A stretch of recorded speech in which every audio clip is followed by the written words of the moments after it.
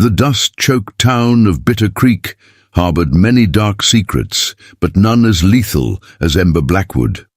Some say the most dangerous creatures are those that strike without warning, and Ember was about to teach that lesson in blood and gun smoke. This is the story of how the most feared outlaw gang in the Dakota Territory made the fatal mistake of ridiculing a woman whose silent demeanor concealed a past carved from vengeance and legend. Before we jump back in, tell us where you're tuning in from, and if this story touches you, make sure you're subscribed, because tomorrow I've saved something extra special for you. Bitter Creek shimmered like a mirage in the punishing Dakota heat, its weathered buildings stretching long shadows across the hard-packed dirt of Main Street. Most townsfolk had enough sense to seek shelter during these scorching afternoon hours, but Ember Blackwood sat motionless on the worn bench outside Widow Chen's apothecary, her untouched cup of chicory growing cold beside her. Unlike the cowhands and miners who frequented the town's rougher establishments, Ember preferred the quiet dignity of the widow's place. The elderly Chinese woman had come to accept Ember's peculiar ways over the past 4 months, how she always positioned herself facing the door with her back to a wall, how her dark eyes ceaselessly surveyed the street despite appearing lost in thought, and how her right hand never strayed far from the simple leather vest that concealed what hung beneath. Widow Chen's other patrons found Ember's presence unsettling, though none could articulate exactly why. Perhaps it was the way she moved, each gesture precise and fluid, like a mountain lion studying prey. Or maybe it was her eyes, amber-flecked brown, that seemed to absorb light rather than reflect it, carrying winters of hardship no one dared to count. What unnerved them most, however, was her silence. Ember Blackwood had not spoken a single word since arriving in Bitter Creek. She communicated through nods, gestures, and the occasional written note, leading many to believe she was mute, a misconception she never bothered to correct. Marshall. Thorne had raised eyebrows when he pinned a deputy star on a silent woman 3 months back, but none could deny the peace that had settled over Bitter Creek since her arrival. The usual troublemakers seemed to lose their nerve whenever her shadow darkened their path. Even Old Man Jacobs, the town drunk who'd normally pick fights with fence posts, sobered up quickly when Ember's gaze fell upon him. The whispers about her past traveled through town like tumbleweed, each telling different but equally improbable tales. Some claimed she'd ridden with the notorious Cassidy gang before a falling out drove her to solitude. Others swore she was the orphaned daughter of a cavalry officer raised by Lakota hunters who taught her tracking and survival. A few old-timers muttered about a mysterious gunfighter known only as the Phantom, who had disappeared years ago after the Black Canyon massacre, leaving behind nothing but cooling bodies and unanswered questions. Ember never confirmed nor denied any of these stories. Her silence was like the eye of a storm, peaceful yet promising violence for those foolish enough to test its boundaries. The afternoon's quiet shattered as 5 riders thundered into town, their horses' hooves kicking up clouds of amber dust. They wore the distinctive bone-handled knives of the Raven Gang, a band of cutthroats that had been pushing deeper into Dakota Territory with increasing boldness. Their leader, a brute known as Silas the Butcher Harrow, had been testing Marshall Thorne's patience lately, each raid growing more daring than the last. The riders dismounted outside the Iron Horse saloon, just across from where Ember sat. Their swagger spoke of too much whiskey and the kind of meanness that often led to bloodshed. The tallest of the 5, a man with burned scars covering half his face, spat tobacco juice into the dust and eyed Ember with unconcealed contempt. The deputy's badge pinned to her simple buckskin dress seemed to personally offend him. Widow Chen appeared in her doorway, her aged face creased with concern. "Miss Ember," she spoke softly in her accented English, "perhaps today would be good day to take tea inside." The old woman's hands nervously worked at the jade pendant hanging from her neck, a gift she claimed had been blessed by healers in her homeland. Before Ember could respond, a woman's scream pierced the air from within the iron horse. The sound carried notes of genuine terror that set Ember's jaw tight. She rose with fluid grace, each movement deliberate as a wolf stalking its prey. "Please stay inside, Widow Chen," she wrote quickly on a small slate she carried, her first communication that day. The ancient healer touched Ember's arm, an unusual familiarity from the normally reserved woman. "There are stories," she whispered, her dark eyes intense, "about a gunfighter from years past. They called this one the Phantom because none saw the draw before bullets found their mark." She studied Ember's face intently.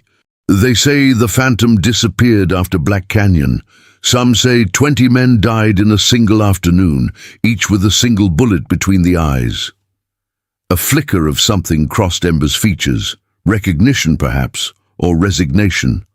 But before she could respond, more shouts erupted from the saloon, followed by the sound of breaking glass and a man's cruel laughter. Ember gently removed Widow Chen's hand and stepped into the street, the Dakota wind tugging at her raven-black hair that was streaked with a single band of silver despite her. "Youth, time to see if the mute can earn that star," one of the town's drifters called out mockingly from a safe distance, but Ember didn't seem to hear. Her focus had narrowed to the saloon's swinging doors, behind which trouble waited with bone-handled knives and loaded guns. Some said later that they saw her lips move slightly, as if tasting forgotten words, before she crossed the street with the same measured grace she always carried. What happened next would change Bitter Creek forever, though none who witnessed it could agree on exactly how it all unfolded. But everyone remembered the strange calm in Ember's eyes as she pushed through those saloon doors, like a woman walking into her own home, rather than what waited beyond. The afternoon sun hung suspended in the sky, as if even nature held its breath to see what would happen when the silent deputy faced down the Raven Gang. The iron horse's interior fell silent as Ember stepped through the doors, dust motes dancing, in the shafts of afternoon light that pierced the smoky air. The saloon's usual crowd had pressed themselves against the walls, leaving a clear view of the 5 ravens who'd cornered Eliza Barrett, the new schoolteacher, against the bar. The room reeked of spilled whiskey and fear, the floorboards still, wet from overturned bottles. The scarred man held Eliza's wrist in a cruel grip.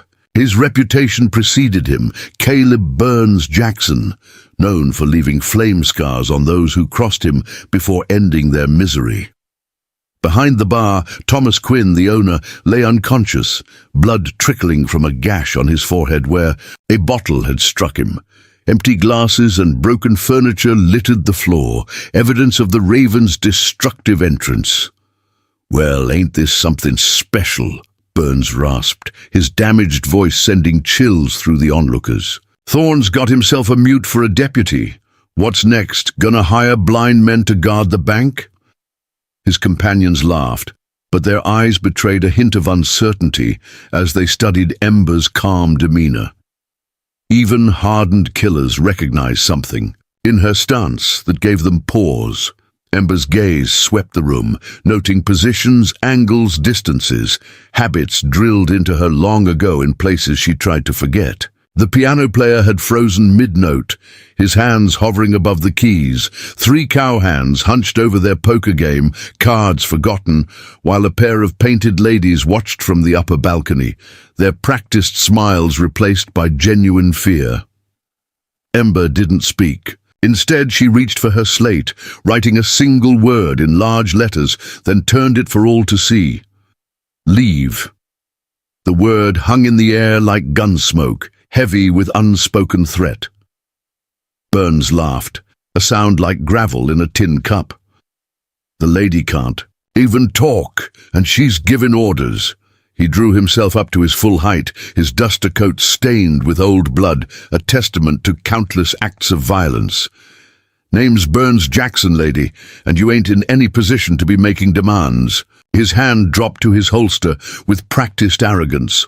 Unless you're fixin' to draw that iron, I bet you got under that vest. Preparing and narrating this story took us a lot of time, so if you are enjoying it, subscribe to our channel. It means a lot to us now. Back to the story. Ember remained still, her hands hanging loose at her sides.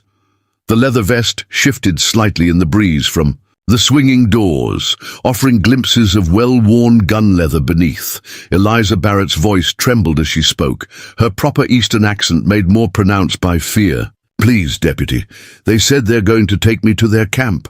Said Silas has been wanting a school teacher to educate his men properly."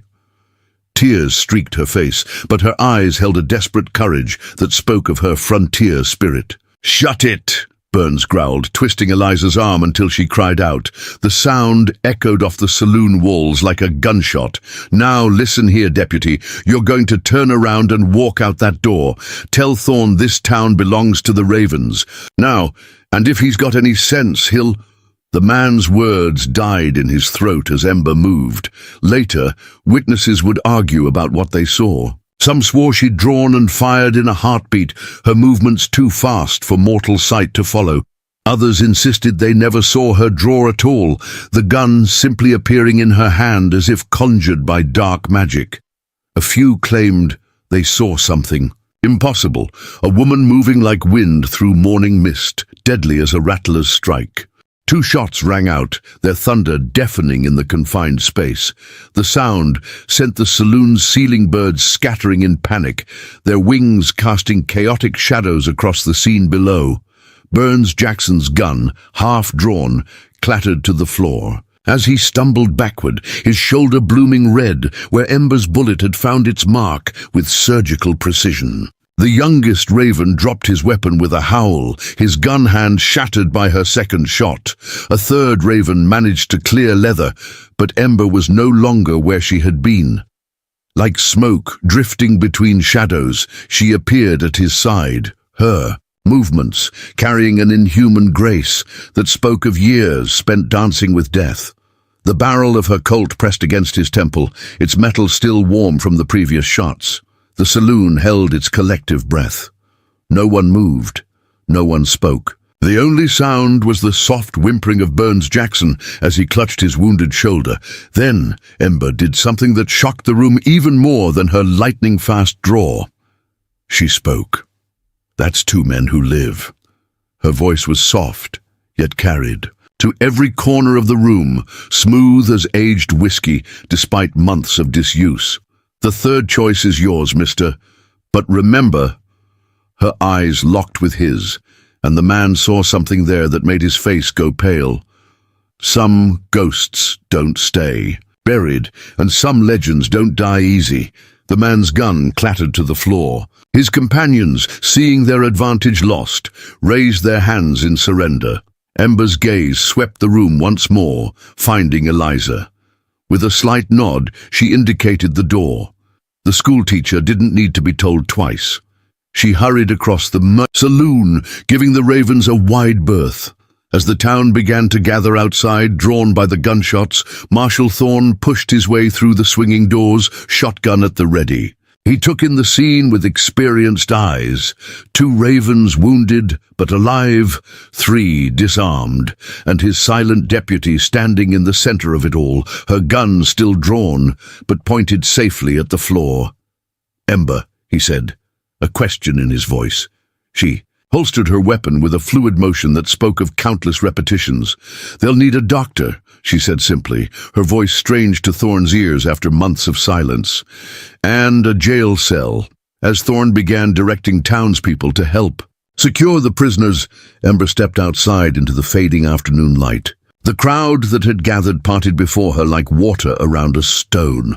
Their eyes held a new emotion when they looked at her now, not just unease or curiosity, but something deeper, something like awe. Widow Chen stood waiting on her porch, across the street watching as Ember approached.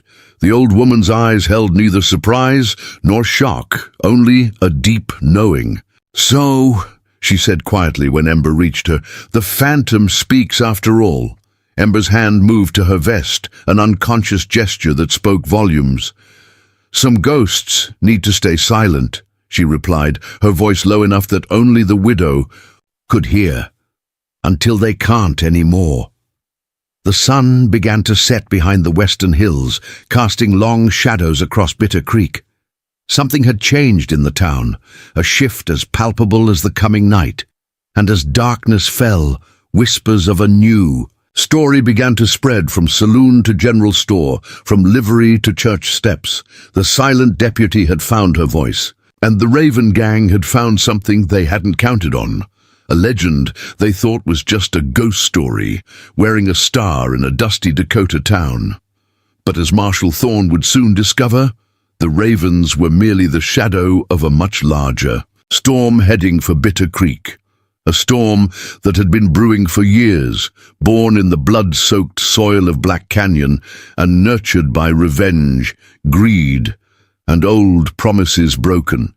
And at its eye stood the butcher himself, Silas Harrow, a man who had very personal reasons to want the Phantom dead, reasons tied to secrets Ember Blackwood had kept buried alongside her voice for far too long.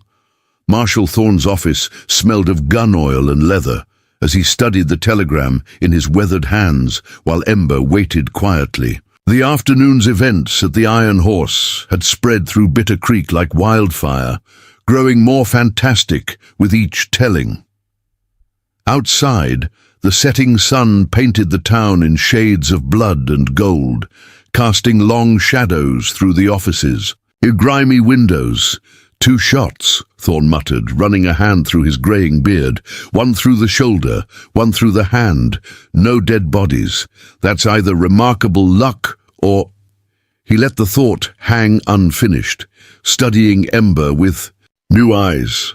The light caught the network of silver scars along his knuckles, testament to 30 years of frontier law enforcement. Ember remained by the door, her position offering clear views of both the street and the office's back entrance. Old habits died hard, if they died at all.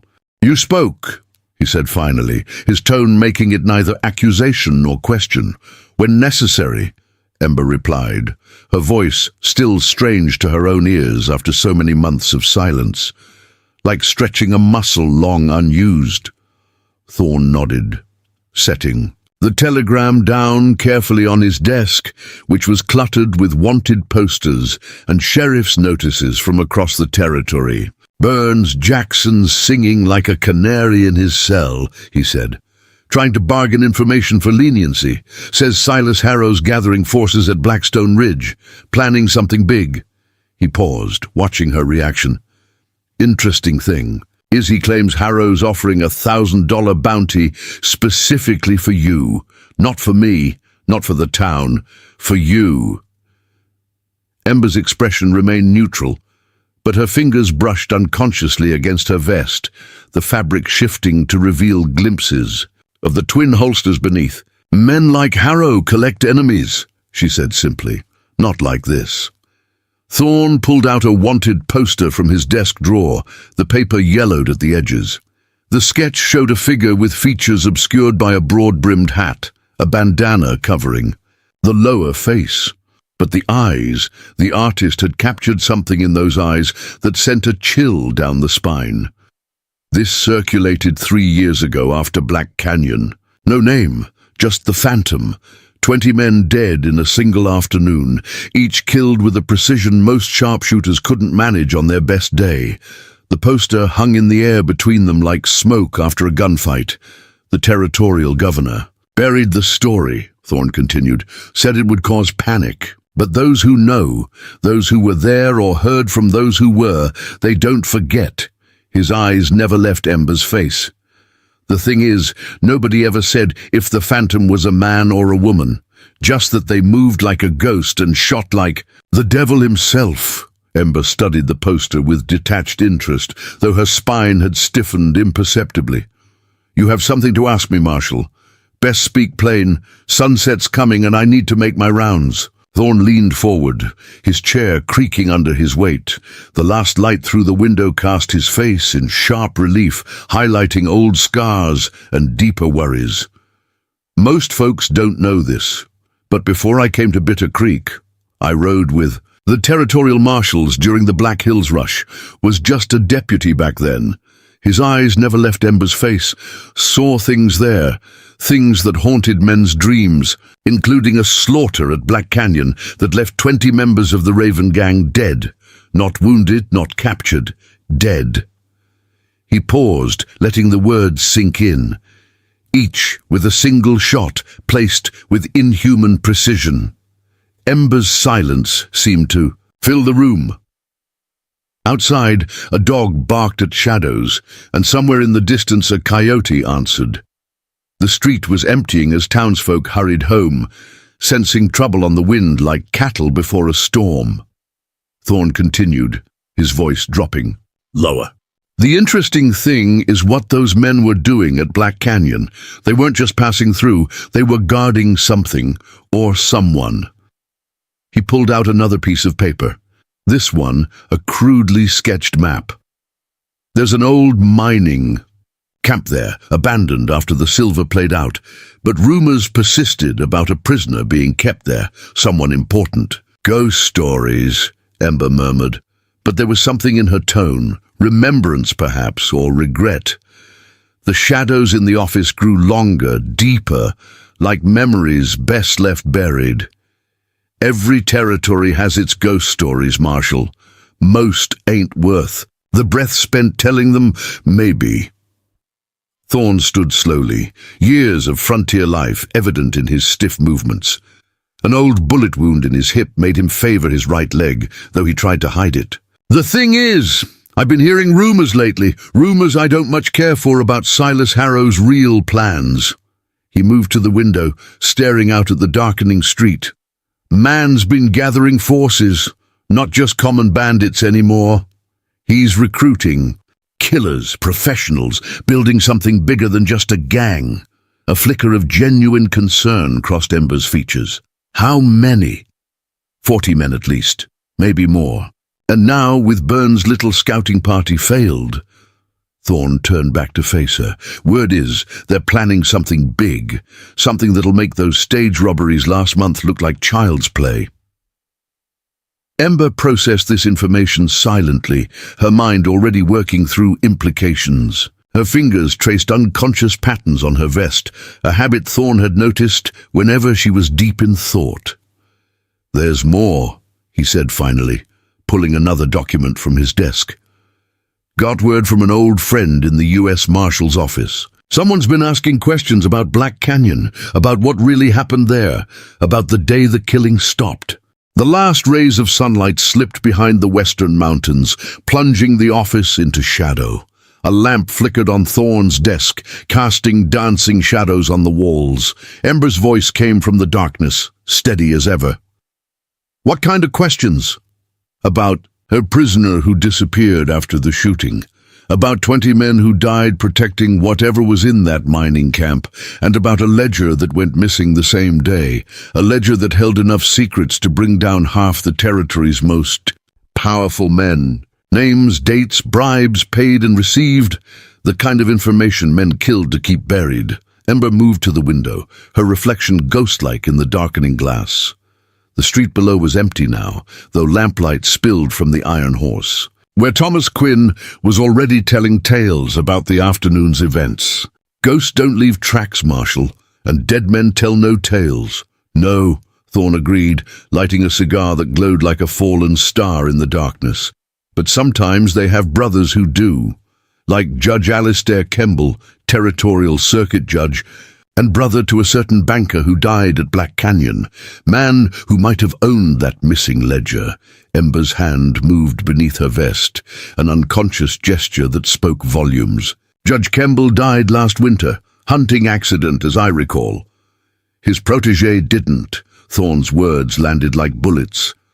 Victor Kemble, young, ambitious, connected to half the powerful families in the territory, and word is he's been spending time with Silas Harrow, providing information, funding, and political protection, building something that's starting to look an awful lot like an army. The implications hung heavy in the gathering darkness. The cigar smoke twisted in the air, Like forgotten spirits, Ember finally spoke, her voice carrying echoes of something older, harder. You're saying this goes beyond simple banditry, that Harrow's building an army for someone with bigger plans, someone looking to settle old scores. I'm saying, Thorn chose his words carefully, tapping ash from his cigar, that maybe the Phantom didn't disappear by accident. Maybe they took something that powerful men want back, something worth building an army to find, something worth killing for. Ember turned from the window, her movements liquid grace in the shadows. The lamp caught her eyes, and for a moment, Thorn saw what others had whispered about, something deadly and beautiful, like morning frost on a tombstone. Ghosts don't have pasts, Marshal. Best remember that. Everyone has a past, Deputy. Thorn's voice was gentle now. The question is, when it catches up to you, will you face it alone? Ember's evening patrol took her past the Iron Horse, where Thomas Quinn was already back behind the bar, a bandage wrapped around his head like a badge of honor. The saloon hummed with excited chatter about the afternoon's events, though conversations fell silent when she passed the windows. Inside, Eliza Barrett sat at a corner table, hands wrapped around an untouched cup of tea, her eyes distant. The schoolteacher had shown unexpected courage during the confrontation. Something about her reminded Ember of another woman, long ago, before Black Canyon, before the Phantom, before silence became her only companion. Word of Ember's display had spread beyond the town limits. 3 riders had already galloped north, presumably to inform Silas Harrow.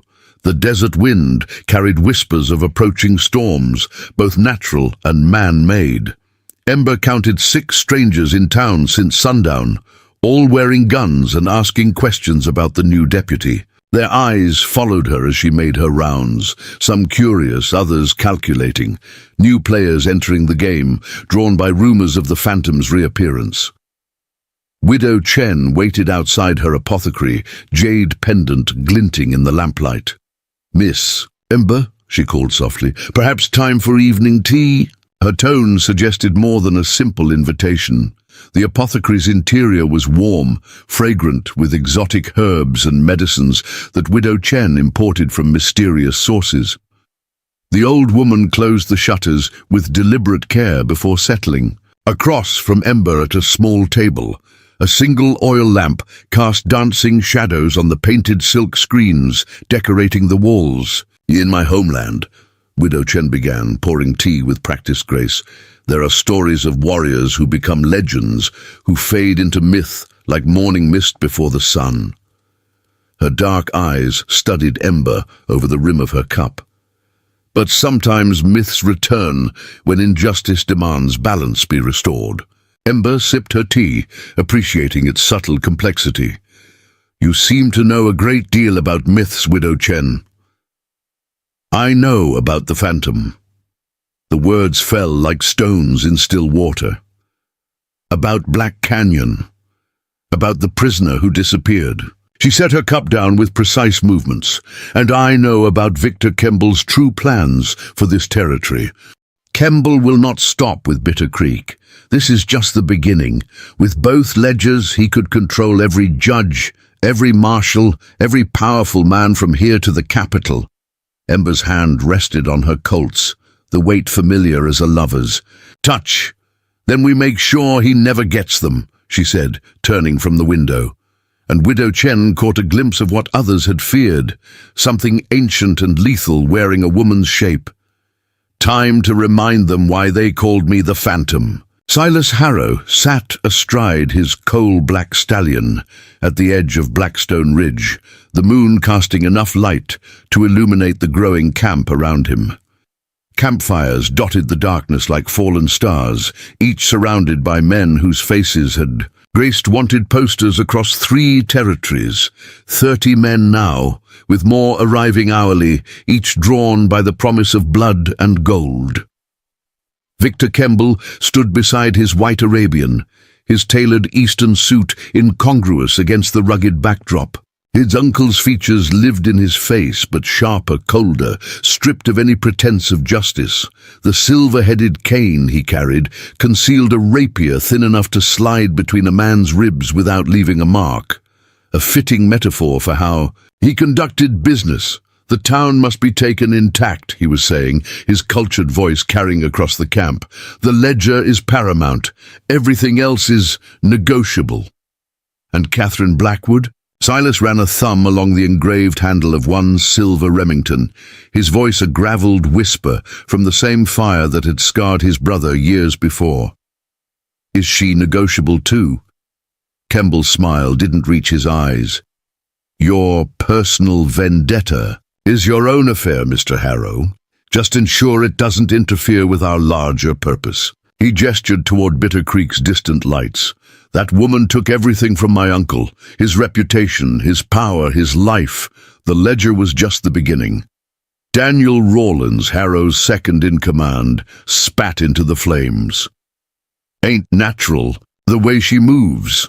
Saw her once, years back, like trying to shoot at smoke. His pockmarked face twisted with memory. Lost 3 good men that day. She's human. Silas's voice carried the edge of an old blade. She bleeds. I've seen it. His hand unconsciously touched a faded scar on his neck, a souvenir from Black Canyon.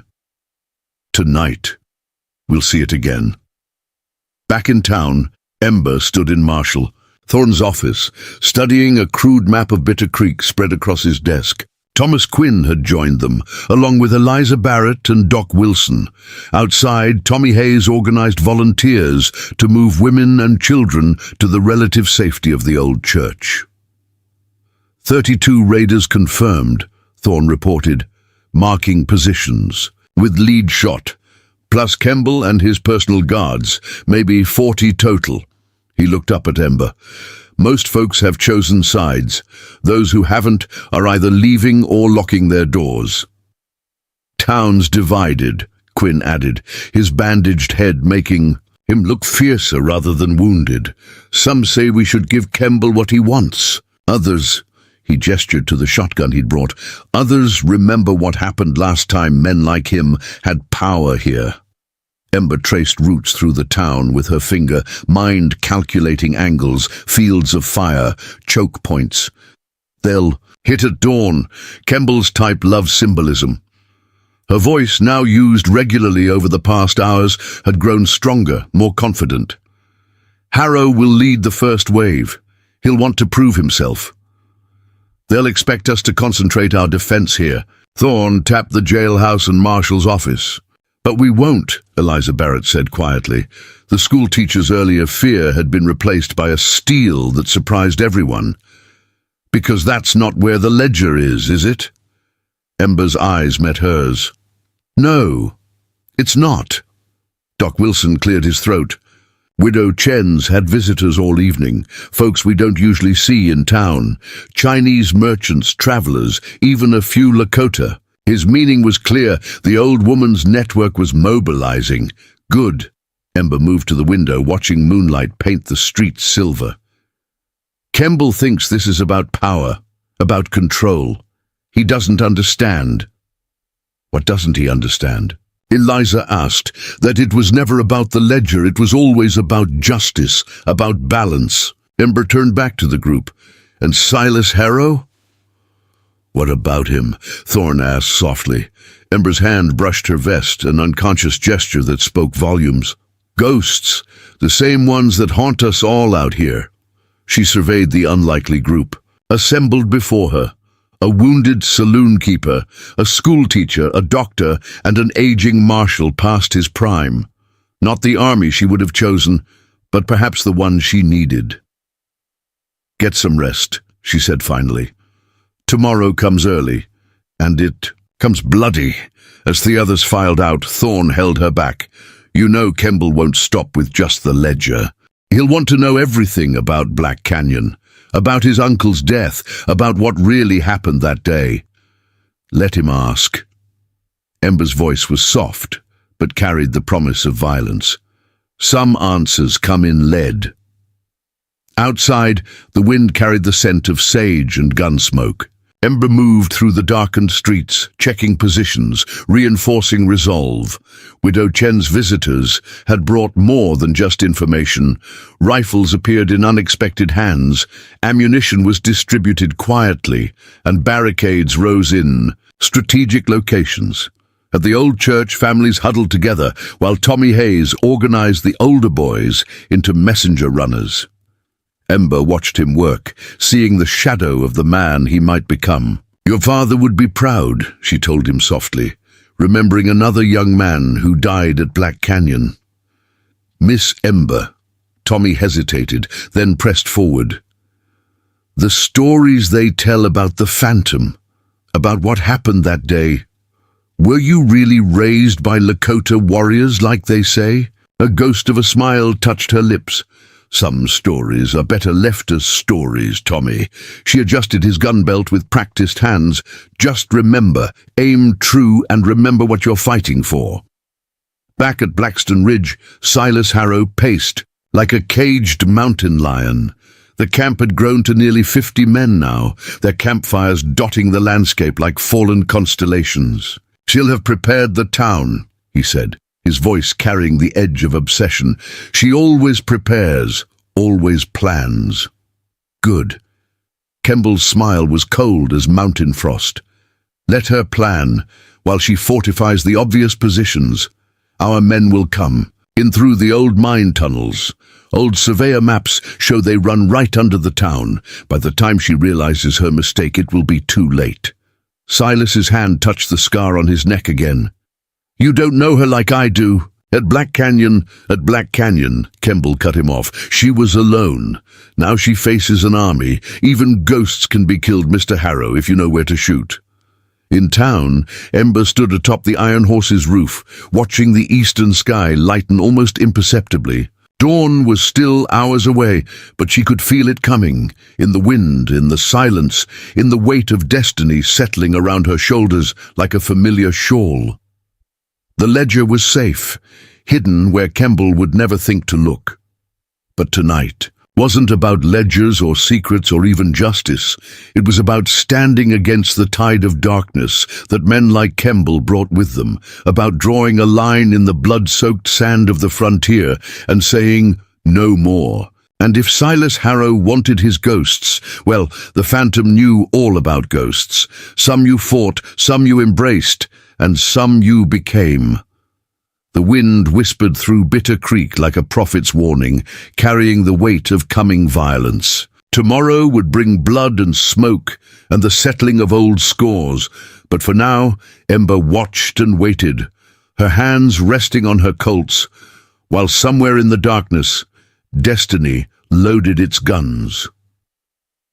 The first hint of trouble came not from the direction Ember expected.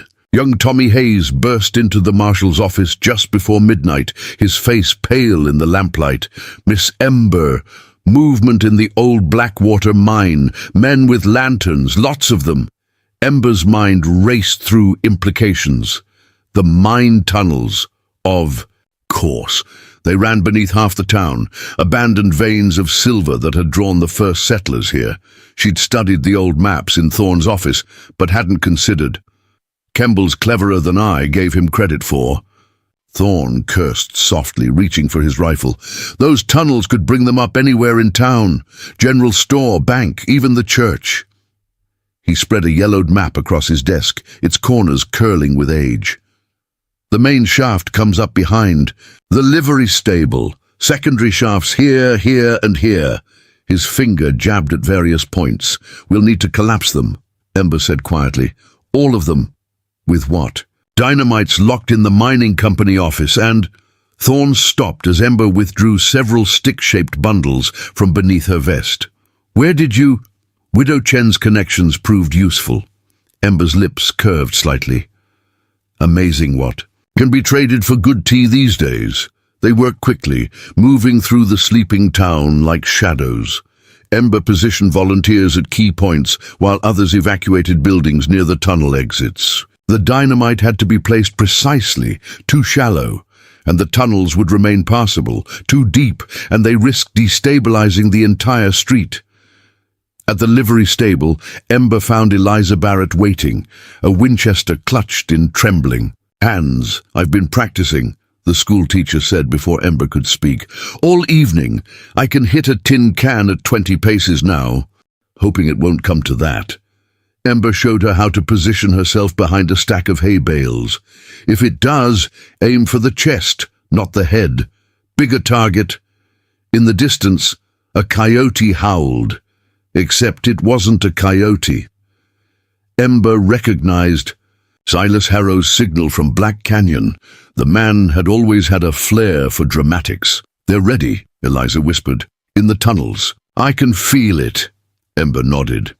"So are we." She touched the detonator in her pocket. "When the shooting starts, stay low. These men, they're not like the ravens you saw before. They're professionals." Doc Wilson appeared from the shadows, his medical bag in one hand, a shotgun in the other. Got the church basement set up as a field hospital.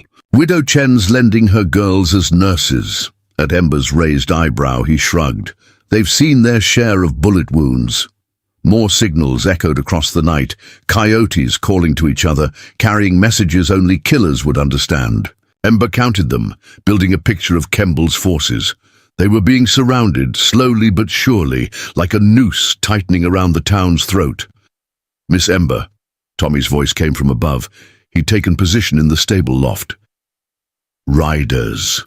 Coming in from the east, but they're not ravens." Ember climbed up to look. Through her spyglass, she could make out perhaps a dozen mounted figures approaching silently, their horses' hooves wrapped in cloth to muffle sound. They wore no distinctive markers, carried no visible weapons, but Ember recognized the way they moved. "Professionals indeed," she said softly. "Kemble's personal guards, I'd wager. Ex-army scouts probably, men who kill for money instead of passion." She'd seen their kind before, at Black Canyon and elsewhere, more dangerous than the ravens in some ways. "They'll have a plan." The noose grew tighter, stars wheeling overhead like silent witnesses to what was coming. Ember could feel the tension building, see it in the way Eliza's hands tightened on her rifle, in how Doc Wilson kept checking his medical supplies.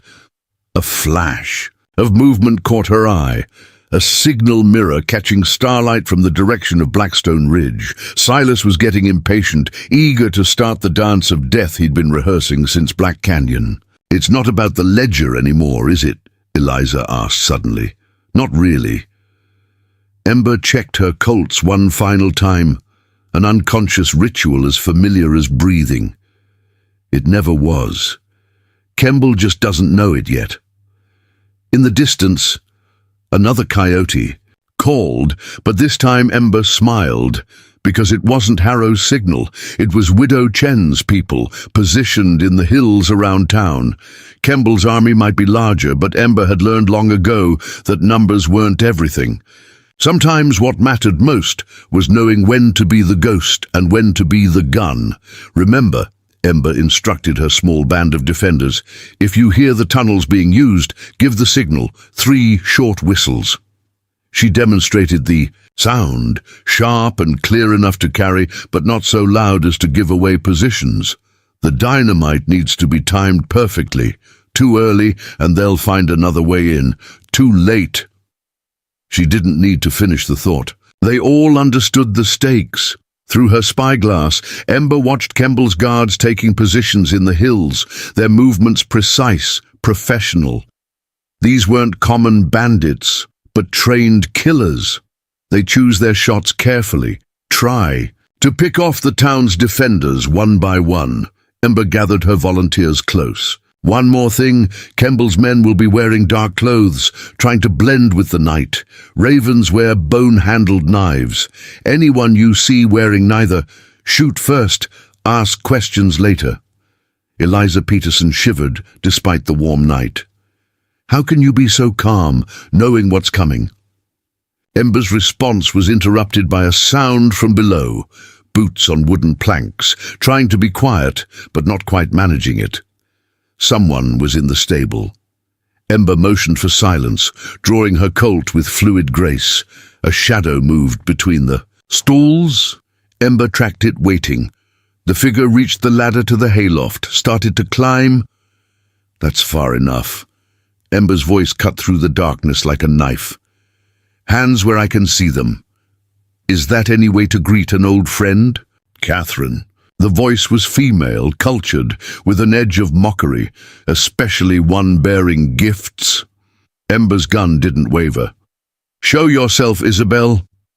Isabel Rhodes stepped into a shaft of moonlight, her elegant riding clothes seeming to absorb the darkness. Around her, she wore no visible weapons, but the slight bulge beneath her jacket suggested a shoulder holster.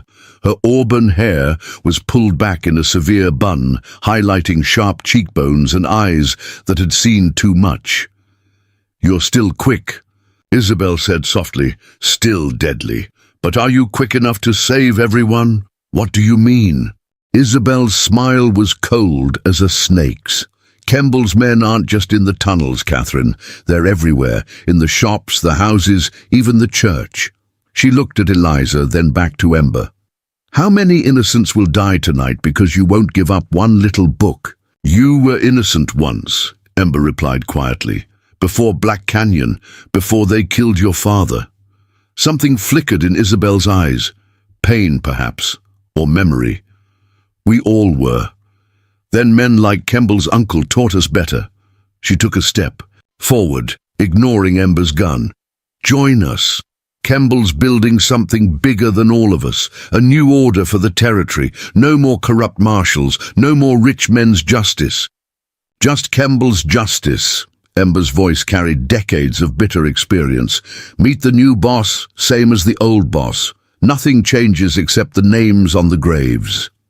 Isabel's unexpected appearance in the stable changed everything. Ember kept, her gun trained steady, while her mind raced through implications.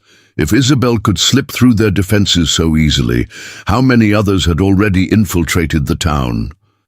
"He's got men inside the church," Isabel continued, her voice carrying the edge of someone enjoying delivering bad news. "Right now, watching all those brave townsfolk you thought you'd protected. One signal from Kemble and—" She let the threat hang in the air. Ember's finger tightened imperceptibly on the trigger. "Why tell me this?" "Because I want you to understand. When the bleeding starts, when children die tonight, it won't be Kemble's fault. It'll be yours." Isabel moved closer, moonlight catching the silver brooch at her throat. "The ledger, Catherine, that's all he wants. Give it to him and everyone lives. Like my sister would live." Ember's voice carried deadly calm. "When Harrow's men have been watching in Mesa Verde?" Something flickered across Isabel's face. Surprise, perhaps. "How did you—" "Widow Chen has better connections than you think." Ember's aim didn't waver. "Tell Kemble his uncle tried threatening my family once. Ask him how that worked out." Eliza Barrett's hands tightened on her rifle, but Isabel ignored her, focused entirely on Ember. "Black Canyon was different. You were younger then, faster, hadn't developed a conscience." Her smile turned cruel. "Hadn't started caring about school teachers and stable boys and old Chinese women." Outside, more coyote calls echoed. Real ones. This time, their howls carrying an edge of nervousness. Animals could sense the coming violence. Ember counted heartbeats, weighing options. If Isabel was here, it meant the main attack wasn't far behind. "You're right about one thing," Ember said finally. "I have changed. I learned that some things matter more than survival." Her free hand moved to her vest. "Like justice, like the truth." Isabel's laugh was bitter as desert wind. "Truth? There's no truth out here, Catherine, just power. Men like Kemble understand that. Why do you think his uncle kept that ledger? Insurance against other powerful men. Protection. Fat lot of good it did him," Eliza muttered, earning a venomous glare from Isabel. "The ledger destroyed him," Isabel snapped. "When it disappeared, everyone assumed he'd lost control. His enemies moved in, stripped him of everything, and his own son—" She stopped, realizing she'd said too much. Ember's eyes narrowed. "His own son. What, Isabel?" But Isabel was already moving, her hands blurring toward her concealed weapon. Ember fired first, her shot deafening in the confined space. Isabel spun, blood blooming on her shoulder, but managed to dive behind a stack of hay bales. Now! Isabel's shout triggered chaos. Gunfire erupted from multiple directions, Kemble's infiltrators revealing themselves.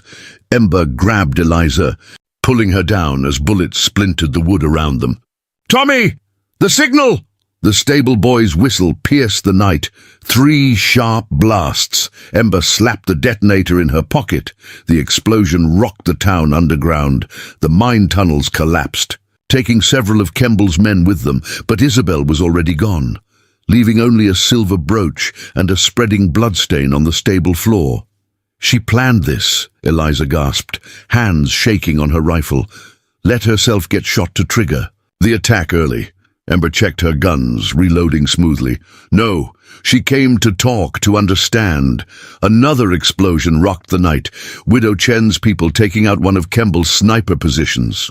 But some ghosts can't be talked away. Through the stable's broken window, Ember could see fires starting in town.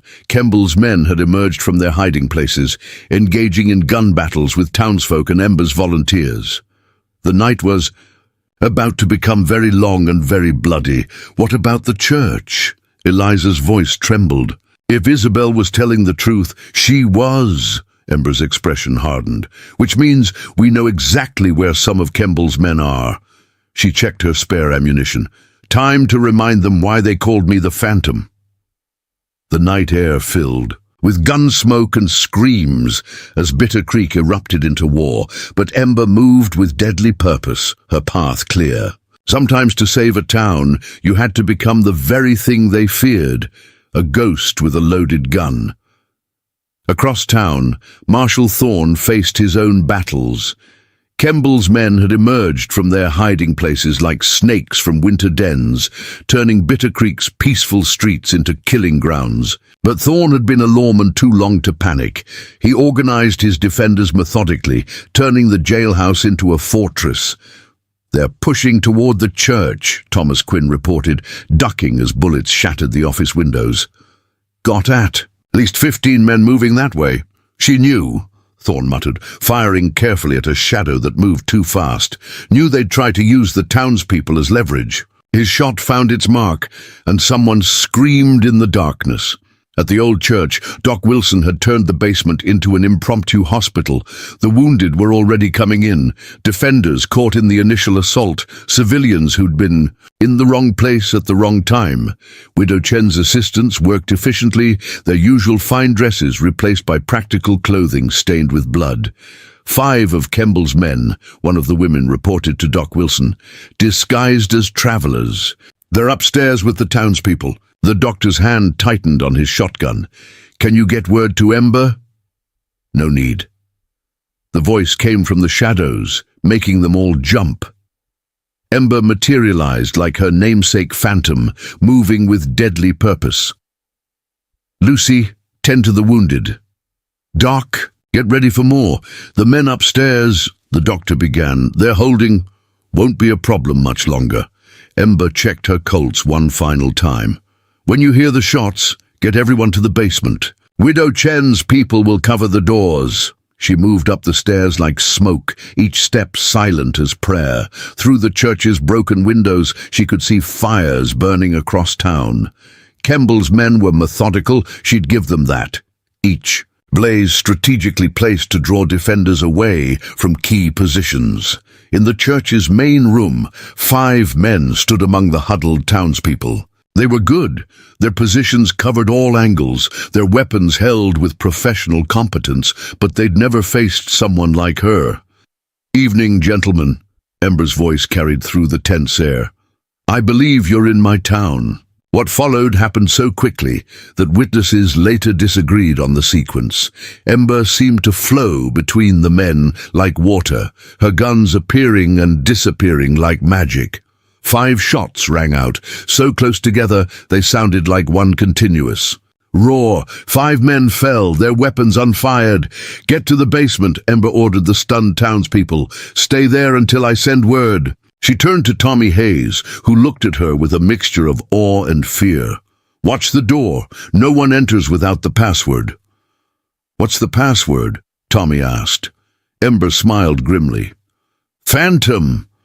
Outside, the battle for Bitter Creek continued to rage. But something had changed.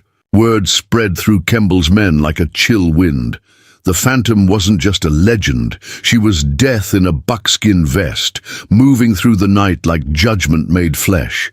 And the night was still young. Victor Kemble stood at the edge of Blackstone Ridge, watching Bitter Creek burn. The explosions had taken him by surprise. Ghost Hand Hannah was proving craftier than expected. Behind him, Isabel Rhodes approached, her shoulder crudely bandaged, face pale with pain. "She knows about your father," Isabel reported, her voice tight, "about what really happened to your uncle." Kemble's face hardened in the firelight. "The ledger isn't what matters anymore. She has to die tonight." He turned to his lieutenant, a scarred man in an Army Scout's jacket. "Send in the specialists. I want that church taken." In town, Ember moved between shadows, counting ammunition. 4 shots left in each Colt, 2 spare cylinders in her vest. Not enough for what was coming. She could sense them now, different from the other killers.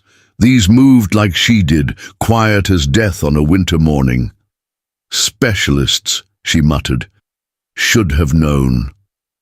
Widow Chen appeared beside her, silent as smoke. "4 of them. Ex-army like you. They carry the same shadows in their eyes." Ember nodded. Ghost riders, men trained in the same dark art she'd learned, shaped into living weapons during the border wars. "The church will be their target. Kemble's trying to force my hand." "Then perhaps it is time to show him your other hand." Widow Chen produced a small package wrapped in red silk. "My connections brought this from your cache in Mesa Verde." Ember unwrapped it carefully. Inside lay a 3rd Colt, identical to her pair, but with a mother-of-pearl grip inlaid with a black phantom figure. Her ghost gun. They'd called it in the war. The weapon she'd sworn never to use again after Black Canyon. "Your sister sends her regards," Widow Chen added softly. "Says she's safe, hidden where Kemble's men won't find her." A weight lifted from Ember's shoulders, one less vulnerability to worry about. She loaded the 3rd Colt with practiced efficiency, muscle memory from 100 battles taking over. "They're coming," Tommy Hayes whispered from his lookout position. "Moving like shadows, never seen anything like it. Ember had at Black Canyon." There had been others like her, government men trained in the arts of death. Most died that day, but some had escaped, and now Kemble had found them, bought their loyalty with gold and promises. "Get everyone deeper into the basement," she ordered. "Bar the doors. No matter what you hear, don't open them." Eliza Barrett stepped forward, her schoolteacher demeanor replaced by something harder. "Let me help. I can shoot now. You showed me how." "This isn't about shooting," Ember replied quietly. "What's coming? It's something else, something from before." She checked her guns one final time. "Sometimes to fight shadows, you have to become one." Outside, the specialists were closing in. Ember could feel them, 4 deadly presences moving through the night like hunting wolves. They'd take different approaches, try to trap her between them, standard Ghost Rider tactics. But they'd forgotten something important. Something Kemble should have remembered from Black Canyon. Sometimes the ghost you hunt is hunting you. Ember moved into position, her buckskin vest making her one with the shadows. The 3 Colts felt alive in her hands, eager for what was coming. Behind her, the church stood silent, filled with people depending on her to keep death at bay. "Miss Ember," Tommy called softly. "Why'd they really call you the Phantom?" "Was it just because you're fast with a gun?" Ember's smile was cold as moonlight on a tomb. "No, Tommy, it's because when I want to be..." She seemed to fade into darkness, her voice coming from everywhere and nowhere. "They never see me before they die." The night held its breath, waiting for the dance of ghosts to begin. The first Specialist revealed himself at the church's west corner, a shadow darker than the rest. Ember recognized his movement pattern, military precision, every step calculated. His gun would be a custom piece, modified for silent killing. She waited, letting him get closer. These men were different from common killers. They'd expect the obvious moves, the standard counters, so she gave them something else entirely. The second specialist appeared near the bell tower, moving up the old wooden scaffolding like a spider. The third and fourth were splitting up, trying to flank her. Position, classic Ghost Rider strategy. Divide the target's attention, create multiple threats. Ember touched the phantom engraving on her third Colt, not for luck. Ghost Riders didn't believe in luck, but as a reminder of why she fought, of what happened when good people stood aside. And let darkness win. The first specialist was 15 feet away now, his breathing controlled, his gun ready. Ember could read his intentions in his stance. He'd try for a quick, clean kill. One shot, no sound, no witnesses. He died, never knowing what hit him. Ember's first bullet caught him under the chin. Her second took out the man on the scaffolding. Before he could level his weapon, the shots echoed like thunder in the quiet night. "Ghost hand!" the third specialist called out, his voice carrying the same hard edge as hers. "They said you died at Black Canyon." Many things died at Black Canyon. Ember kept moving, using the church's architecture to mask her position. Honor, justice, good men following bad orders. Kemble's paying gold for your head. The man's voice seemed to come from everywhere and nowhere, a trick she knew well. More than just gold. Ember tracked his movement by sound, by instinct, by the whisper of cloth against stone. He's offering pardons, clean slates. No such thing as clean slates out here. She sensed him now, closer than he thought. Just blood and lies and men like Kemble trying to buy what can't be bought. Then why fight? Why not just give him what he wants? Ember's laugh was soft as cemetery grass. Because some things matter more than survival. Some lines can't be uncrossed. She sensed him now, 20 feet to her right, behind the old oak tree. You were there, weren't you? Black Canyon, the South Ridge by the mining camp. I remember your voice. The man's tone changed, recognition dawning. You let me live that day. Yes. Ember's voice hardened as her guns found their mark in the darkness. I won't make the same mistake twice. The shots echoed once, then silence fell again. 3 bodies cooling in the night air, 3 more ghosts to haunt the territories. Dreams, but the fourth specialist had vanished like morning mist. Ember reloaded methodically, her movements precise as a ritual. He was good, perhaps the best of the 4. He'd recognized the trap and retreated, likely circling back to report to Kemble. Inside the church, Tommy Hayes waited with the others. When Ember returned, something in her eyes made him step back. He'd seen a legend come to life tonight, watched ghost stories become flesh and blood.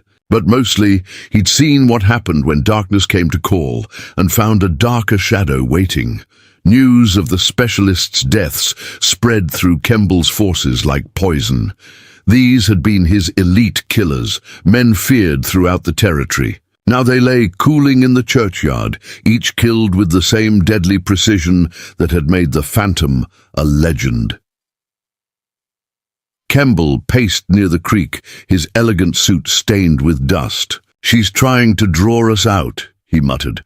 Make us waste resources, expose our positions. Isabel Rhodes watched him with fever-bright eyes, her wounded shoulder making her restless. Send me in. I know how she thinks, how she moves. Like, you knew at Black Canyon? Kemble's voice carried an edge. When she killed 30 men and disappeared with my uncle's ledger that was supposed to be our insurance. That was different. She was different then. Isabel's hand strayed to her wounded shoulder. She's developed attachments, weaknesses.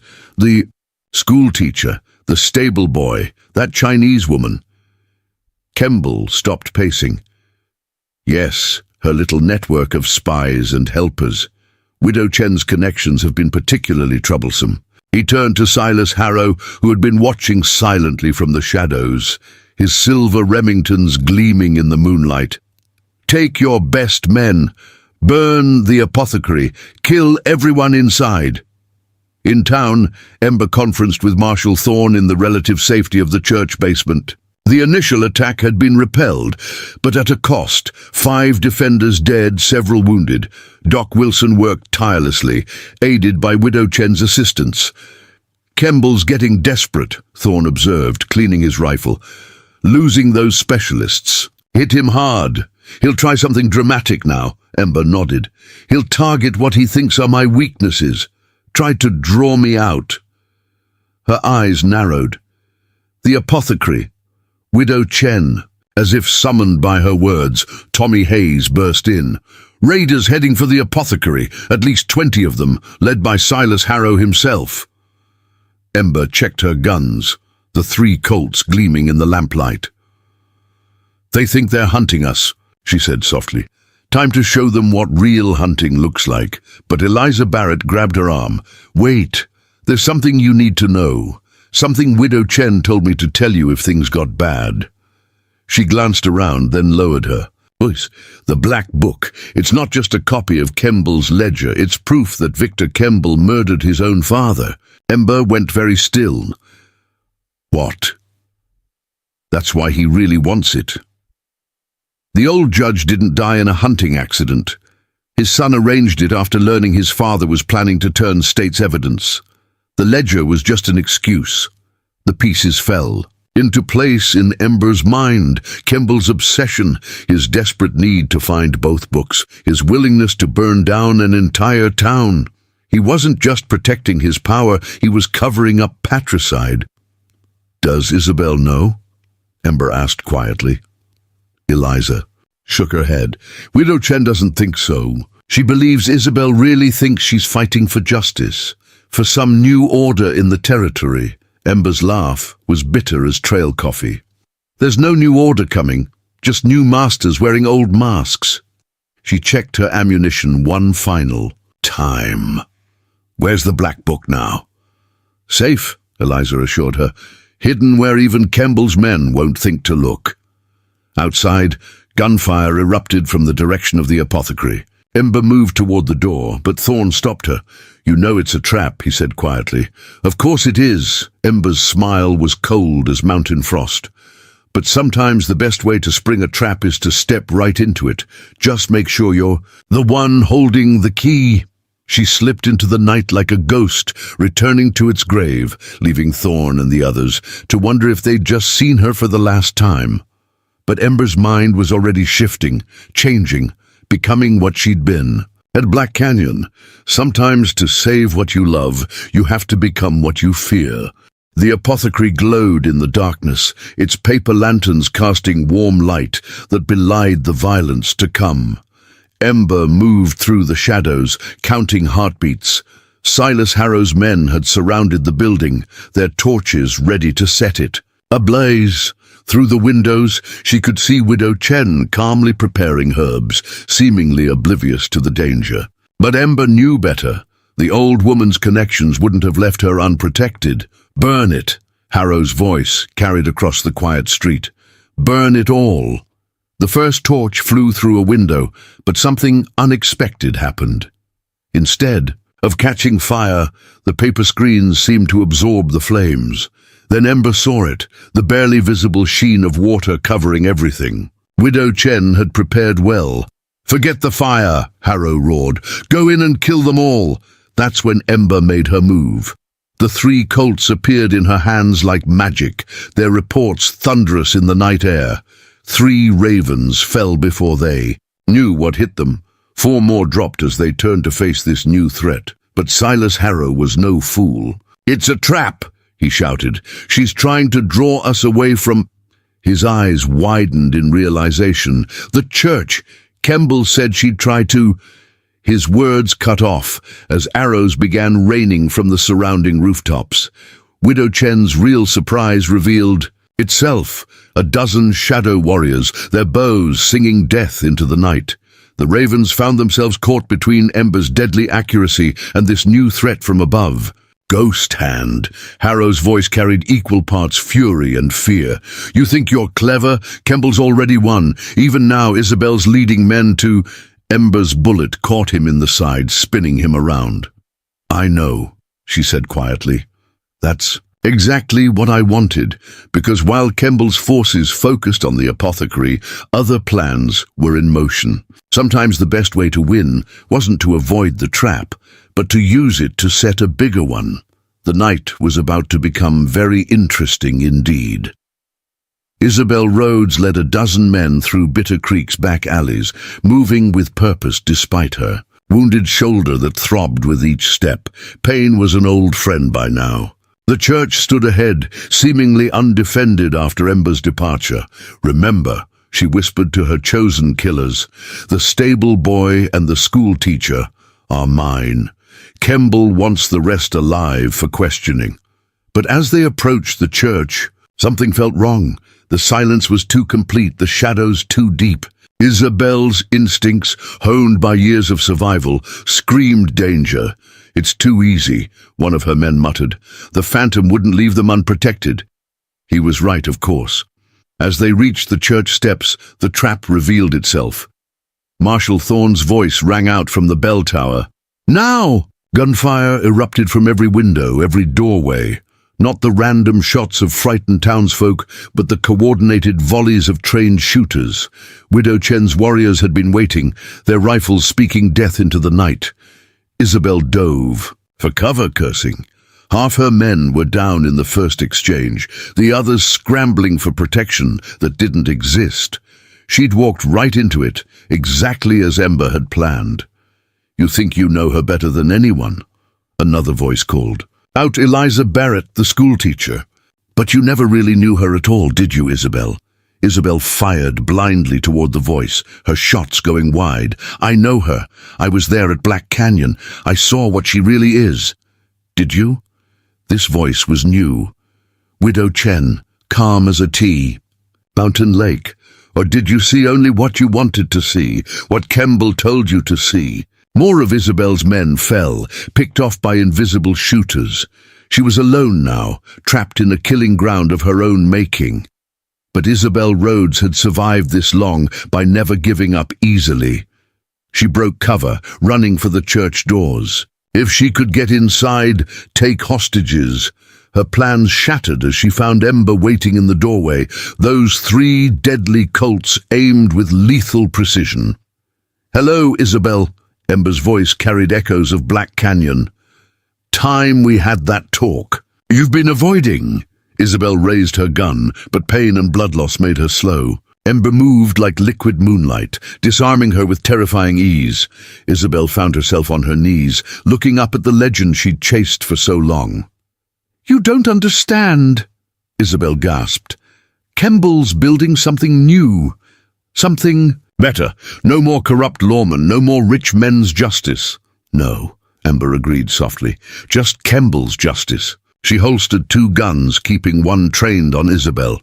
Tell me, Isabel, did you know he killed his own father? Isabel's face went pale. You're lying. The black book proves it. The real ledger. The one Widow Chen's husband kept. Every detail, every witness, every piece of blood money Kemble paid to cover it up. Isabel's world was unraveling. He told me, he said his uncle was planning to expose corruption, that you killed him to protect the guilty.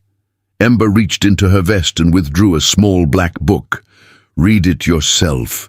Your father's name is in here too, on the list of honest men Kemble's uncle had killed, men who wouldn't play along with his schemes. Isabel's hands trembled as she took the book. As she read, tears began falling on the pages. Everything she'd believed, every justification for the blood on her hands crumbled to dust. Why show me this? She whispered finally. Because everyone deserves a chance to choose again. Ember's voice was gentle now. Even ghosts like us.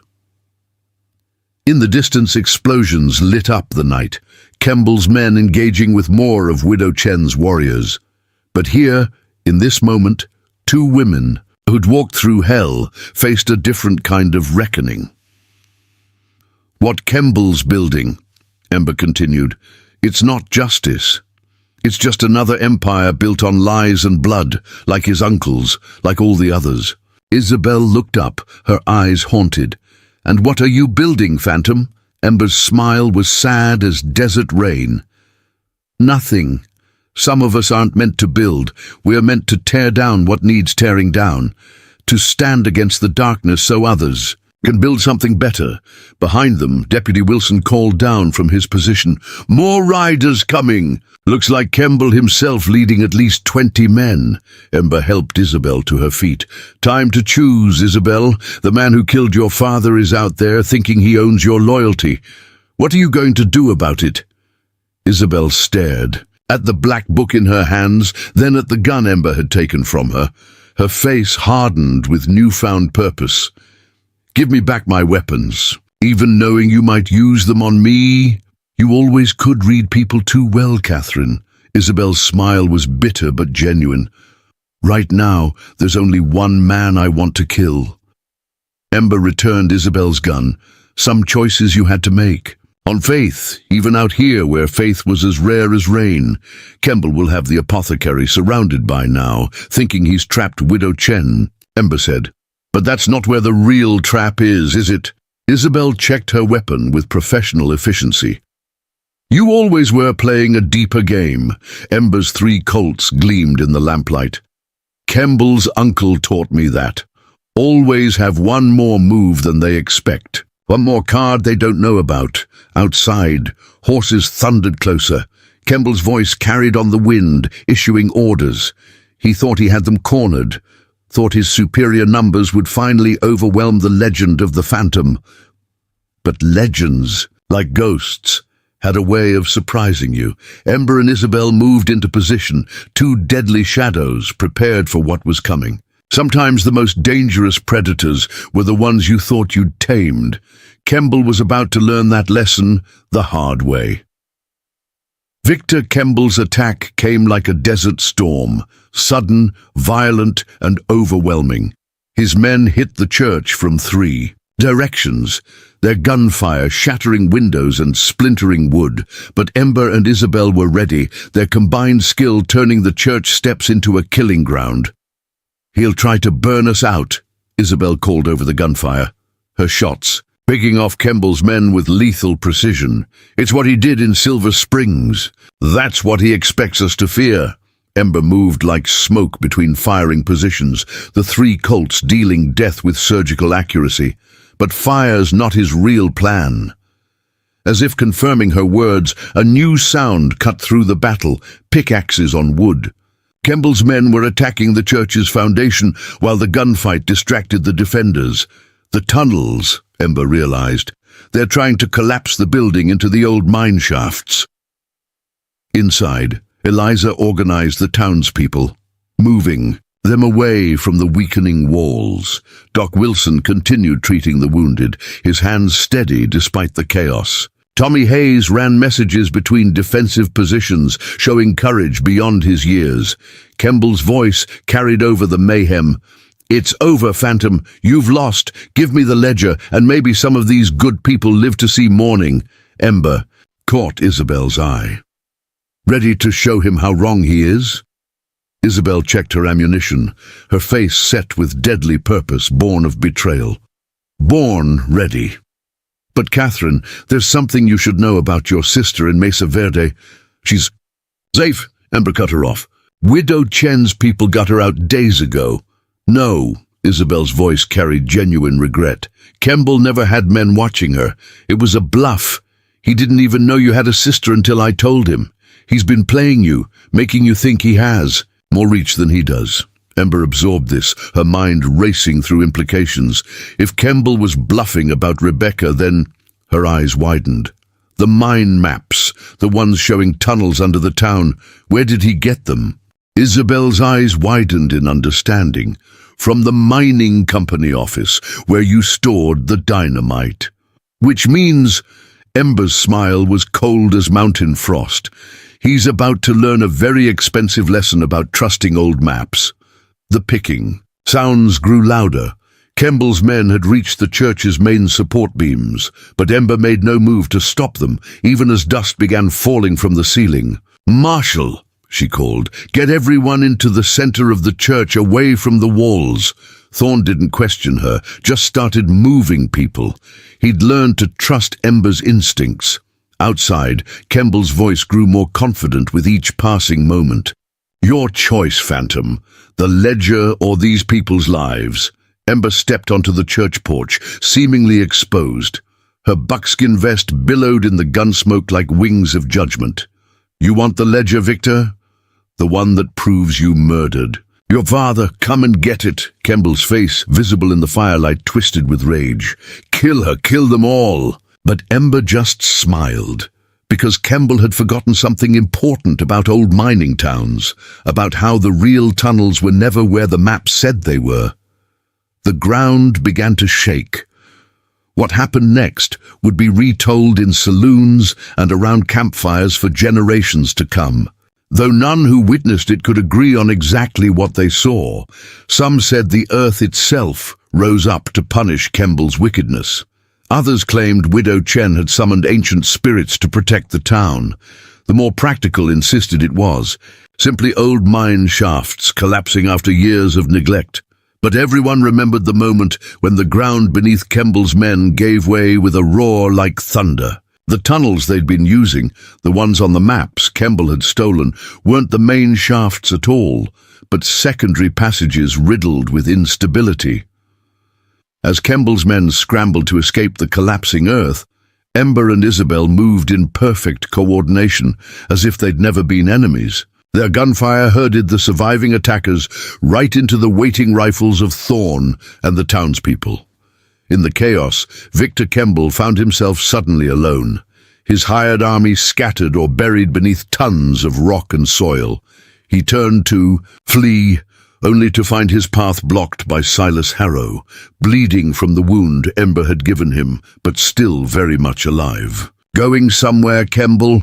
Harrow's voice carried decades of bottled rage. "After all your promises." "This isn't over, Harrow." Kemble's hand moved toward his concealed cane sword. "Step aside. We can still salvage this." "Funny thing about promises," Harrow said, his silver Remingtons gleaming in the pre-dawn light. "I just learned from one of your men that you knew all along who killed my brother at Black Canyon." Kemble's face paled. "What are you talking about?" "It wasn't the Phantom who put a bullet in Daniel's heart." Harrow's eyes narrowed. "It was you, on your uncle's orders, because my brother found out what was really in that ledger."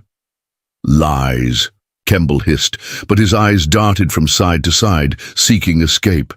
"Who told you this nonsense?" "The Black Book." Isabel's voice came from behind him. She emerged from the shadows, her gun trained on Kemble's heart. "It has the names of everyone your uncle had killed, and everyone you eliminated to cover his tracks." Kemble lunged, drawing his cane sword with surprising speed. But 3 guns spoke as one, Harrow's silver Remingtons and Isabel's revolver.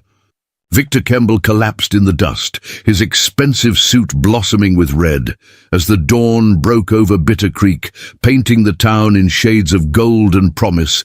The surviving ravens surrendered or fled. Kemble's mercenaries, seeing their employer dead and their payment gone, vanished like morning mist. And in the quiet that followed violence, Ember Blackwood, the Phantom, stood on the church steps, watching the sunrise with eyes that had seen too much darkness. 3 days later, Ember sat at her usual bench outside Widow Chen's apothecary, a fresh cup of chicory steaming beside her. The town was healing, broken windows replaced, bullet holes patched, the dead buried with honor. Marshal Thorn eased down beside her, his aging bones protesting. "Territorial governor sent a telegram, says he's launching an investigation into Kemble's affairs and his uncle's. Seems that Black Book is stirring up quite the hornet's nest in the capital." Ember nodded, watching Tommy Hayes help repair the church roof. The boy had grown inches in confidence since the battle. "What about Harrow?" she asked. Rode out yesterday with what's left of his ravens. Said something about having scores to settle with certain powerful men named in that book. Thorn studied her profile. Isabel went with him. Good, Ember said simply. Some ghosts need purpose. They sat in companionable silence for a while, watching the town come back to life around them. Eventually, Thorn cleared his throat. So, Deputy, or should I call you Catherine now? Ember, Catherine, smiled slightly. Ember will do. Catherine. Blackwood died at Black Canyon. Well, Ember then. Thorn fingered his badge thoughtfully. Town council met this morning. They've asked me to offer you the Marshal's Star. Seems they figure having the Phantom wearing the badge might discourage. Further trouble, she raised an eyebrow. And you? I'm getting old, he admitted. It pains me something fierce in the winter. Wouldn't mind advising from a rocking chair for a change. Ember considered this, watching Eliza Barrett lead her students across the street, the children pointing excitedly at the woman who had helped. Save the town. Widow Chen emerged from her shop, nodding respectfully as she passed. I'm not staying, Marshal, Ember said finally. There's too much unfinished business out there. Too many men like Kemble who think they can buy the law, bury the truth. Thorn nodded, unsurprised. Your sister, Rebecca's waiting in Mesa Verde. It's time I stopped running from her too. Ember touched her vest, where the phantom-gripped Colt rested. But I'm leaving something behind. Later that afternoon, Ember stood at the edge of town, her horse packed. For the journey south, Tommy Hayes and Eliza Barrett had come to see her off, along with Doc Wilson and Widow Chen. Will you ever come back? Tommy asked, trying to sound grown-up despite the quaver in his voice. Ember smiled. A real smile this time, not the cold one that preceded violence. Ghosts have a way of returning when they're needed, Tommy. She handed him a small bundle wrapped in soft leather. This is for you, when you're ready. Tommy unwrapped it, his eyes widening at the phantom-gripped Colt inside. Miss Ember, I can't. You can, she said firmly. But remember, a gun doesn't make the law. Justice does. Eliza stepped forward, pressing a book into Ember's hands. Something for the journey, poetry, to remind you there's beauty in the world, not just darkness. Doc Wilson offered a medical kit, Widow Chen a packet of special tea blends. Small tokens, but heavy with meaning. As Ember mounted her horse, Marshal Thorn approached, leading his own saddled mount. Thought I might ride with you a spell, he said casually. Road to Mesa Verde can be dangerous. Besides, he added with a wink, Rebecca's probably going to need some convincing that her sister's not still that same hot-headed girl who rode off to avenge their parents. Ember laughed, the sound surprising them all, perhaps her most of all. You just want to see if the stories about the orphanage are true? Well, Thorn admitted, swinging into his saddle with a grimace. Word is, those children have quite the guardian angel. Figured that might be worth seeing. As they rode out, the rising sun at their backs painting long shadows ahead, Ember felt something she hadn't experienced in years. The weight of the phantom lifting slightly from her shoulders. She wasn't foolish enough to believe she could ever fully escape what Black Canyon had made her, but perhaps there was room for something else alongside it. You know, Thorn said as they crested the first ridge, Bitter Creek shrinking behind them. There's a difference between a ghost and a legend. Ember glanced at him. What's that? Ghosts are trapped by their past. The old marshal's eyes crinkled at the corners. Legends get to choose their future. The horizon stretched before them, vast and promising as a blank page. And for the first time since a young woman named Catherine Blackwood had picked up a gun and become the Phantom, Ember allowed herself to imagine what might be written there. Not an ending. She was too realistic for that. But perhaps, just perhaps, a new chapter. Behind them, Tommy Hayes stood at the edge of town, the phantom-gripped Colt heavy in his hands, watching until the riders disappeared from view. Beside him, Eliza Barrett placed a gentle hand on his shoulder. Do you think the stories are true? The boy asked. All of them, about what she did at Black Canyon. Eliza considered this, remembering the woman who had moved like smoke through gunfire to save their lives. "I think, Tommy, that sometimes we need our legends to be a little bigger than life, especially when they remind us that even in the darkest times, someone is willing to stand against the night." As they turned back toward town, the morning sun caught something Tommy hadn't noticed before, a small engraving on the Colt's barrel, 3 simple words that summed up everything the Phantom had stood for: justice never sleeps. And somewhere on the trail to Mesa Verde, a woman who had been both ghost and legend rode toward tomorrow, 3 words of her own echoing in her mind, not a gunfighter's creed, but a promise to herself and the sister waiting for her return. Some shadows heal. 6 months passed like a dream. The harsh Dakota winter had settled over the territory, transforming Bitter Creek into a snow-dusted haven far removed from the blood-soaked days of summer. Marshal Tommy Hayes, the youngest lawman in territorial history at 17, stood on the jailhouse porch, watching his breath cloud in the frigid morning air. The Phantom-gripped Colt hung heavy on his hip, a constant reminder of responsibilities. Beyond his years, still no sign of those bandits from Eagle Point, Deputy Quinn reported, limping slightly from the old wound he'd received during what folks now called the Phantom Stand. The former saloon keeper had found his true calling behind a badge. Seems they thought better of testing Bitter Creek's new reputation. Tommy nodded, scanning the empty main street. "Miss Barrett says the stage is due today, first one in 2 weeks since the pass cleared." "Better post some extra men," Quinn suggested. "Been rumors about gold shipments coming through, but both men knew no outlaw crew would dare hit Bitter Creek stage. Not anymore. Not since word had spread across 3 territories about a town protected by the Phantom's legacy." Inside the schoolhouse, Eliza Barrett had expanded beyond teaching letters and figures. The bookshelf behind her desk displayed an impressive collection of law books, gifts from a mysterious benefactor in Mesa Verde. Today's lesson was on territorial statutes, with the older students debating the finer points of justice versus revenge. "Remember," she told them, her voice carrying the quiet authority she'd found during those violent days, "laws without compassion become tyranny. Compassion without law becomes chaos. The balance is where justice lives." Words Ember Blackwood had spoken to her during those long nights planning Bitter Creek's defense.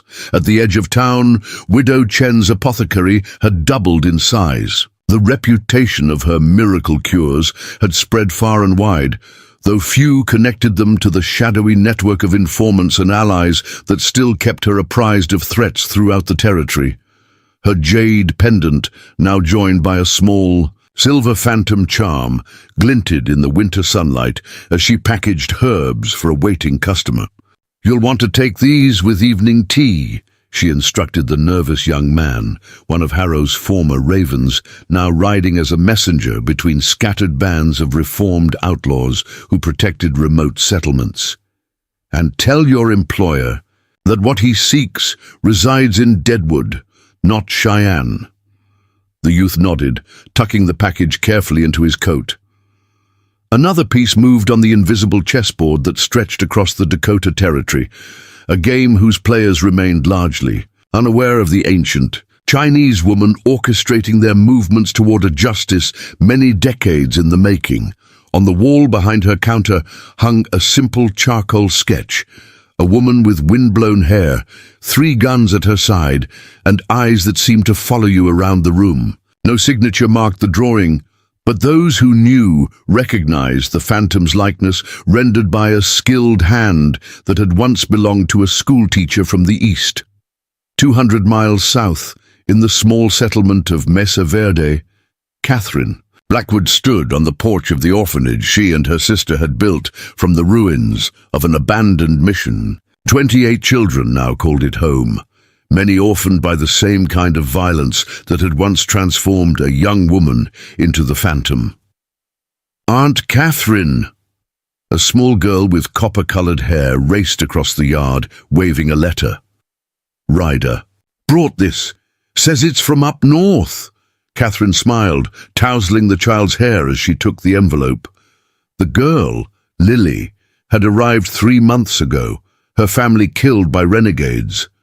She'd spoken not a word for weeks, until Catherine had sat beside her bed one night and whispered the story of another girl who had lost everything and found her voice again. The letter bore no return address, but Catherine recognized Marshall Thorne's careful handwriting. The old lawman had settled comfortably into his role as the orphanage's grandfather, his weathered hands now more accustomed to carving wooden toys than gripping a rifle. His health had improved remarkably in the clear mountain air. She broke. The seal, scanning the contents quickly. Rebecca, she called toward the main building, I need to speak with you. Her sister appeared in the doorway, wiping flour-covered hands on her apron. Where Catherine was all sharp angles and watchful eyes, Rebecca Blackwood radiated a steady warmth that drew wounded souls to her like moths to flame. Is it time? Rebecca asked, reading her sister's expression with the ease of someone who had spent a lifetime deciphering the subtle shifts in the phantom's composure. Catherine handed her the letter. Judge Wilkins is dead, murdered in his chambers in Fort Collins. Rebecca skimmed the letter, her expression hardening. The 6th territorial judge in 4 months, all connected to entries in the Black Book. Someone's eliminating loose ends, Catherine said quietly. But it's not Harrow or Isabel. Their targets were on the other side of the territory when Wilkins died. The sisters shared a look heavy with understanding. The network they'd built, Thorne, Widow Chen, Harrow's reformed ravens, and a dozen other unlikely allies, had been tracking a new threat emerging from the shadows of Kemble's fallen empire. Someone more patient, more calculating than Victor had ever been. The children, Catherine asked, safe with Clara for the next week. I've already arranged it. Rebecca wasn't just the orphanage's heart. She was its tactician, planning for contingencies others couldn't imagine. The supply wagon leaves for Bitter Creek tomorrow. We could be there in 4 days. Catherine turned toward the mountains, where the first snow had already dusted the peaks. Her hand unconsciously touched her side, where 2 Colts still rode, in hidden holsters. The third, the one with the phantom grip, remained in Bitter Creek, a deliberate decision to leave part of her legend behind. I never thought it would find us again, she admitted, the words unfamiliar in her mouth. Catherine Blackwood had learned to admit uncertainty since leaving the phantom behind, or trying to. Rebecca's hand found her sister's shoulder. It never left Catherine. You just stopped looking for it. As dusk fell over Mesa Verde, 2 women prepared for a journey neither had expected to make. In a small trunk that hadn't been opened since summer, Catherine found her old buckskin vest, the leather. Worn but sturdy, Rebecca packed medical supplies with the efficiency of someone who had treated too many gunshot wounds to need instruction. Neither spoke the fear aloud, that the peace they'd built might be as fragile as morning frost under the noon sun. That some ghosts couldn't be outrun, only confronted. The stagecoach rattled into Bitter Creek 3 days later, its arrival marked by excited shouts from Tommy Hayes's younger deputies. The town had changed. New buildings stood where charred ruins had been. The church sported a fresh coat of paint, and a small monument in the square honored those who had fallen during Kemble's attack. Miss Barrett, Tommy called, hurrying toward the schoolhouse. They're here! Eliza Barrett emerged, adjusting her spectacles. The months had transformed her from a timid schoolteacher into a respected voice in town affairs. Her weekly newspaper, the Bitter Creek Justice, circulated as far as Cheyenne. I'll tell Widow Chen, she said, already moving toward the apothecary. Have Quinn prepare the meeting room. By nightfall, an unlikely council had gathered in the back room of what once been the Iron Horse Saloon. Marshal Tommy Hayes sat at the head of the table, the phantom-gripped Colt before him. Beside him, Thomas Quinn kept watch at the window. Eliza Barrett arranged maps and documents with practiced precision, while Doc Wilson checked his medical supplies, a habit born of experience. When the door opened to admit Catherine and Rebecca, Blackwood, followed by Marshal Thorne, the room fell silent. The legend had returned, and with her came the weight of unfinished business. Widow Chen was the last to arrive, carrying a leather portfolio that seemed too heavy for her small frame. "I believe," she said without preamble, placing the portfolio on the table, "we have identified our adversary." She withdrew a carefully penned document and several daguerreotypes. Eleanor Kemble, Victor's cousin, Judge Alistair's daughter, Harvard-educated, connections to banking interests in Boston and New York.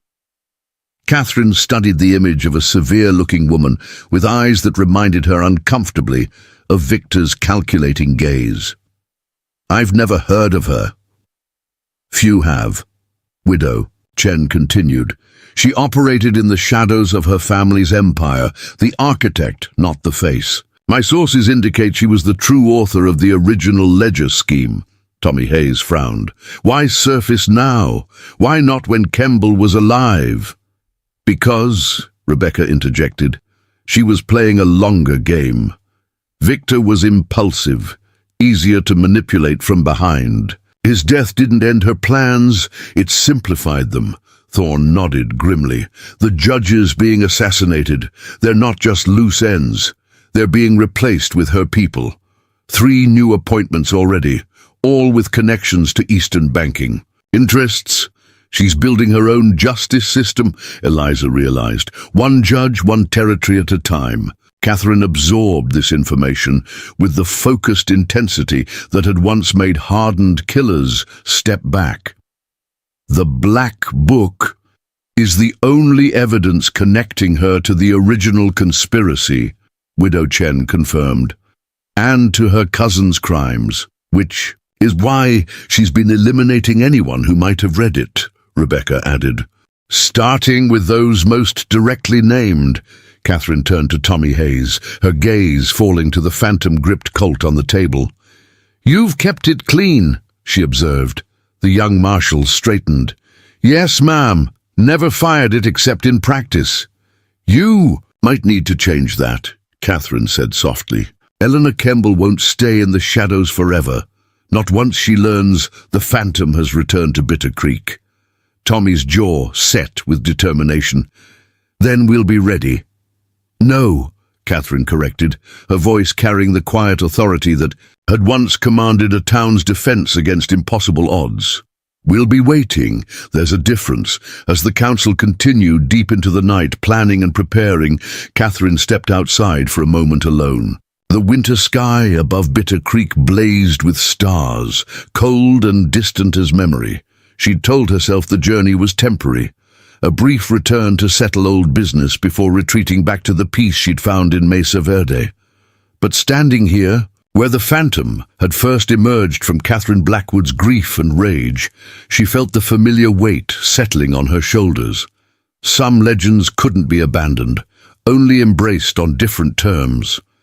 Rebecca joined her, breath clouding in. "The night air. You're not coming back to Mesa Verde when this is finished, are you?" Catherine met her sister's gaze with rare vulnerability. "Would you be disappointed if I didn't?" Rebecca smiled, linking her arm through her sister's. "I'd be disappointed if you tried to be someone you're not." She gestured toward the town, toward Tommy with his 2 heavy responsibilities, toward Eliza crafting justice through words, toward Widow Chen's subtle web of influence. "They've carried your legend forward, each in their own way, but some battles need the original." As they turned back toward the warmth of the council room, Rebecca added softly, "Besides, the children need an aunt who can teach them that sometimes standing against darkness is the purest form of light." Catherine Blackwood, the phantom, looked toward the distant horizon where new threats gathered. But unlike before, she no longer stood alone against the coming storm. Some legends die, Others evolve.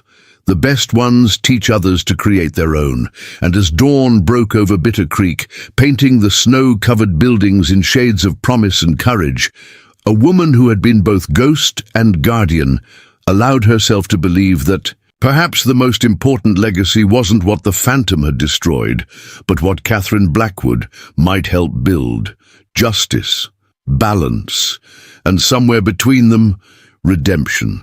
Up next, you've got two more standout stories right on your screen. If this one hit the mark, you won't want to pass these up. Just click and check them out, and don't forget to subscribe and turn on the notification bell so you don't miss any upload from us.